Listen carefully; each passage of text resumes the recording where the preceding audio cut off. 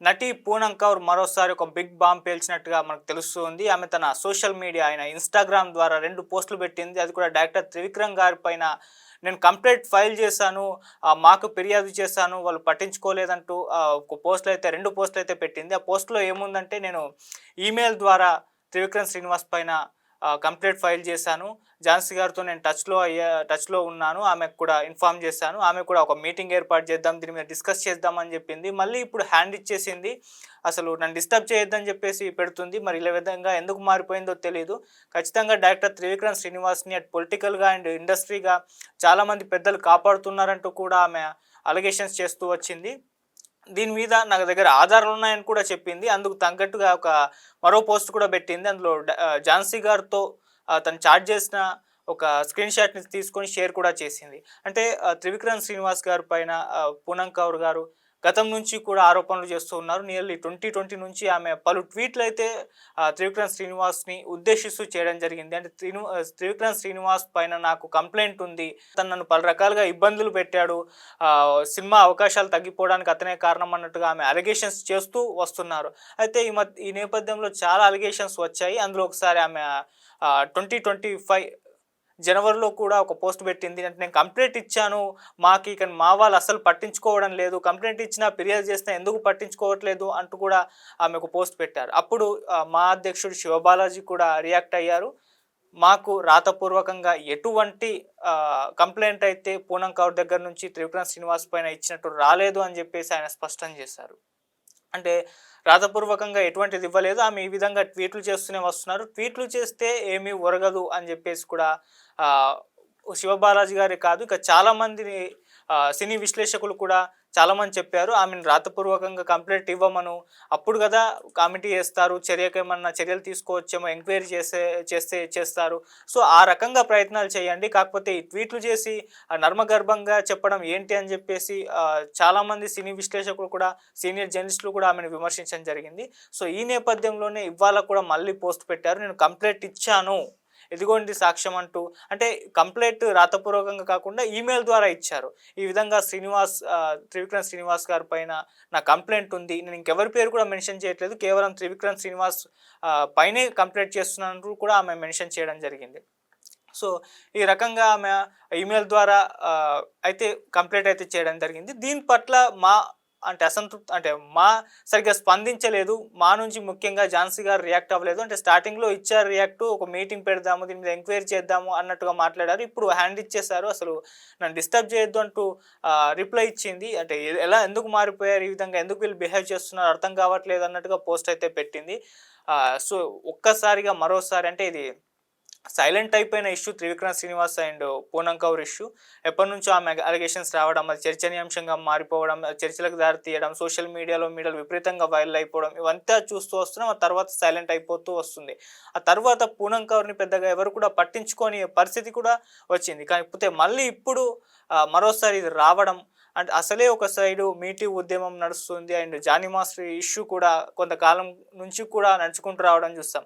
అటువంటి ఈ టైంలో మళ్ళీ ఇప్పుడు పూనమ్ కౌర్ ఈ 2 పోస్టులు పెట్టి తగ్గిపోయిందనుకున్న ఇష్యూని మళ్ళీ ఒకసారి రైజ్ చేయడం, మరొకసారి చర్చనీయాంశంగా మారిపోవడం చూస్తూ ఉన్నాం. మరిప్పుడు ఈమె 2 పోస్టులు పెట్టింది కదా! దీని పట్ల మా వాళ్ళు ఏ విధంగా రియాక్ట్ అవుతారో చూడాలి. ముఖ్యంగా ఝాన్సీ గారి పైన ఆమె అలిగేషన్ చేశారంటే ఆమె పట్టించుకోవట్లేదు, ఆమె అసలు రెస్పాండ్ అవ్వట్లేదు అని చెప్పేసి పెట్టారు కాబట్టి ఇప్పుడు ఝాన్సీ గారు ఏ విధంగా రియాక్ట్ అవుతారో చూడాలి. మరి ఈమెయిల్ ద్వారా ఫిర్యాదు చేస్తే తీసుకుంటారా? లేకుంటే రాతపూర్వకంగా ఆఫీస్‌కొచ్చి ఇవ్వాలా? అనేది కూడా మరి ఒక స్పష్టత ఇచ్చే అవకాశం అయితే ఉంది. ఇక త్రివిక్రమ్ శ్రీనివాస్ గారితోనే పాటు ఆమె కొన్ని కామెంట్స్ పవన్ కళ్యాణ్ గారి పైన కూడా గతంలో చేస్తూ వస్తుంది. అంటే ఇండైరెక్ట్‌గా ఆమె నర్మగర్భంగా ట్వీట్లు పెడుతూ ఉంటుంది. అది చూసే వాళ్ళకు వాళ్ళనన్నట్టే ఉంటుంది గానీ, వాళ్ళ పేర్లయితే మెన్షన్ చేయనట్టుగా కనిపిస్తుంది. ఆ రకంగా ఆమె నర్మగర్భంగా ట్వీట్లు చేస్తూ వస్తుంది. పలు సందర్భాల్లో త్రివిక్రమ్ శ్రీనివాస్ గారిని గురూజీ అని చెప్పేసి ట్వీట్ చేసిన సందర్భాలున్నాయి. ఒకసారి ఆమె త్రివిక్రమ్ శ్రీనివాస్‌ని మ్యానిపులేటర్ అంటూ కూడా ఆమె పోస్ట్ పెట్టడం జరిగింది. అప్పుడు కూడా విపరీతంగా వైరల్ అయిపోయింది. అంటే తన సినిమా కెరీర్ కంప్లీట్‌గా నాశనం అవ్వపోవడానికి కారణం త్రివిక్రమ్ శ్రీనివాసే అన్నట్టుగా ఆమె చెప్తున్నారు. అదే ఆమె ప్రా అదే ఆమె కంప్లెయింట్ కూడా. సో, ఆ కంప్లెయింట్‌ని ఇప్పుడు మాకి ఫిర్యాదు చేశారు. మరి మా వాళ్ళు ఏ విధంగా రియాక్ట్ అవుతారు? ఏమన్నా కమిటీ వేసి విచారణకు ఆదేశిస్తారా? త్రివిక్రమ్ శ్రీనివాస్ గారి పైన చర్యలు తీసుకుంటారా? అయితే కొంతమంది విశ్లేషకుల్ని అడిగినప్పుడు మరి ఈ విధంగా పెద్ద స్థాయి వ్యక్తులపైన ఇటువంటి కంప్లెయింట్స్ వచ్చినప్పుడు, ఫిర్యాదులు వచ్చినప్పుడు మీరు చర్యలు తీసుకుంటారా? అని చెప్పేసి పలు జర్నలిస్టులు, సినీ విశ్లేషకుల్ని లేకుంటే మాకు సంబంధించిన వాళ్ళని అడిగినప్పుడు వాళ్ళు ఎంత పెద్ద ఆహ్, ఎవరైనా సరే, ఎంత పెద్ద స్టార్ అయినా సరే వాళ్ళ మీద కంప్లెయింట్స్ వస్తే ఖచ్చితంగా విచారణకు ఆదేశిస్తాం. మేము చర్యలు తీసుకుంటాం. రాతపూర్వకంగా మాకొచ్చి మీ ప్రాబ్లమ్స్ ఏంటి? మీ కంప్లెయింట్ ఏంటో మాకు క్లియర్‌గా చెప్పాలి అని జెప్పేసి వాళ్ళు కూడా చెప్పడం చూసాం. సో, మరి ఆ నేపథ్యంలో ఆమె పలుమార్లు ఈ విధంగా ట్వీట్లు చేస్తూ వస్తున్నప్పటికీ ట్వీట్‌ల ద్వారా పని జరగదు. మీరు ఒక కంప్లెయింట్ రాతపూర్వకంగా ఇవ్వాల్సిందే అని జెప్పేసి కూడా శివబాలాజీ గారు చెప్పారు. మరి ఇప్పుడు ఈమెయిల్ ద్వారా కంప్లెయింట్ ఇచ్చినా పట్టించుకోవట్లేదని ఈమె ఆరోపిస్తుంది. మరి ఈమెయిల్ ద్వారా కంప్లెయింట్స్ తీసుకోరా? కేవలం ఆఫీస్‌కొచ్చి రాతపూర్వకంగా ఇస్తేనే తీసుకుంటారా? అనేది ఈ క్రైటీరియా ఏ విధంగా ఉందనేది ఒకసారి మా వాళ్ళే బయటకొచ్చి చెప్పాల్సిన పరిస్థితి. మరి ఈ ఇష్యూ అంటే ఇప్పటికే త్రివిక్రమ్ శ్రీనివాస్ గారు అటు సినిమాల పరంగా అండ్ పొలిటికల్‌గా అటు పవన్ కళ్యాణ్ గారికి స్ట్రాటజీస్ ఇస్తూ కూడా బిజీ అయిపోయి ఒక స్టార్ డైరెక్టర్‌గా కూడా టాలీవుడ్ ఇండస్ట్రీలో వెలగడం మనం చూస్తున్నాం. అటువంటి ఆ డైరెక్టర్ పైన ఎటువంటి అలిగేషన్స్ రావడం ముందు నుంచి అంటే 2020 నుంచి కూడా ఈమె అలిగేషన్స్ చేస్తూ వస్తుంది. సో, ఈ రకంగా చర్చనీయాంశంగా మారిపోవడం చూస్తున్నాం. అయితే దీని పట్ల ఇప్పటివరకు త్రివిక్రమ్ శ్రీనివాస్ గారు రియాక్ట్ అయిందైతే లేదు. ఇప్పటివరకు ఎక్కడ కూడా మాట్లాడలేదు. కాకపోతే అతనికి చెందిన కొంతమంది సన్నిహితులు బయటకు చెప్పిన న్యూస్ ప్రకారం ఇదొక పొలిటికల్‌గా టర్న్ తీసుకొని విమర్శలు చేస్తున్నారు తప్పితే దీంట్లో ఎటువంటి ఇది లేదు అని చెప్పేసి కొంతమంది సన్నిహితులు బయటకు చెప్పినట్లుగా అయితే వార్తలొస్తున్నాయి.